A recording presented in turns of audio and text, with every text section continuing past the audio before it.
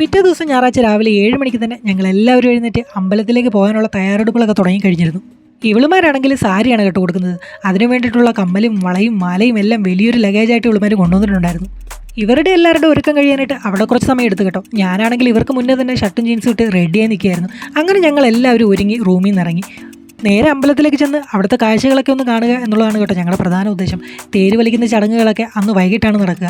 അങ്ങനെ ഞങ്ങൾ അവിടെ നിന്ന് ഒരു ഓട്ടോ പിടിച്ച് നേരെ കൽപ്പാത്തിയിലേക്ക് പോയി. കൽപ്പാത്തി ചെന്നിറങ്ങി അമ്പലത്തിലേക്ക് അകത്തേക്ക് കുറച്ച് നടക്കാനുണ്ട് കേട്ടോ. ഞങ്ങളവിടെ ചെല്ലുമ്പോഴത്തേക്ക് അത്യാവശ്യം നല്ല തിരക്കുണ്ടായിരുന്നു. അവിടുത്തെ അന്തരീക്ഷം എനിക്ക് നന്നായിട്ട് ഇഷ്ടപ്പെട്ടു. രാവിലത്തെ ഇളം വെയിലും മുല്ലപ്പൂക്കളുടെ മണവും സുന്ദരികളായ പെൺകുട്ടികളും ഞാനങ്ങനെ നോക്കി നിന്ന് പോയി കേട്ടോ. ഞാൻ അവിടെ ചെന്നപ്പോൾ ഏറ്റവും കൂടുതൽ ശ്രദ്ധിച്ചത് കോലം വരയ്ക്കുന്നതാണ് കേട്ടോ. എന്തായാലും അതെനിക്ക് കാണാൻ പറ്റി. ഇവിടെയാണെങ്കിൽ ഒരു അമ്മ പൂക്കളിടുന്ന കൊട്ട നെയ്യുന്നു.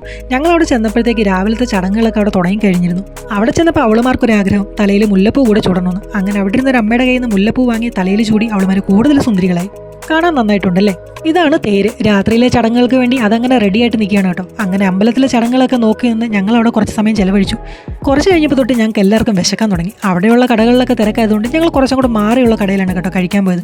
മസാല ദോശയാണ് ഞങ്ങൾ എല്ലാവരും കഴിച്ചത്. മസാല ദോശയും ചായയൊക്കെ കഴിച്ച് വിശപ്പ് മാറ്റി ഞങ്ങൾ നേരെ പോയത് പാലക്കാട് കോട്ട കാണാനായിട്ടാണ്. അമ്പലത്തിൻ്റെ ഫ്രണ്ടിൽ നിന്ന് തന്നെ ഞങ്ങൾക്ക് പാലക്കാട് കോട്ടയ്ക്കുള്ള ബസ് കിട്ടി കേട്ടോ. അങ്ങനെ ഞങ്ങൾ അവിടെ എത്തി. കോട്ടയിൽ ഞങ്ങൾ എത്തുമ്പോൾ ഏകദേശം 10:30 മണിയായിട്ടുണ്ടായിരുന്നു കേട്ടോ. ഒരാൾക്ക് 25 രൂപയാണ് ടിക്കറ്റ്.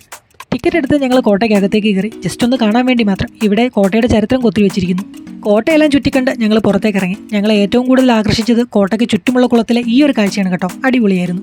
കാഴ്ചകളൊക്കെ കണ്ട് ഞങ്ങൾ നേരെ റൂമിലേക്ക് തന്നെ പോവുകയാണ്. തേര് വലിക്കുന്ന ചടങ്ങുകളൊക്കെ വൈകിട്ടായതുകൊണ്ട് റൂമിൽ ചെന്ന് ഉറങ്ങാനായിട്ട് ഞങ്ങൾക്ക് നല്ല സമയം കിട്ടും. അപ്പം ഇനി തേര് വലിക്കുന്ന ചടങ്ങിലേക്ക്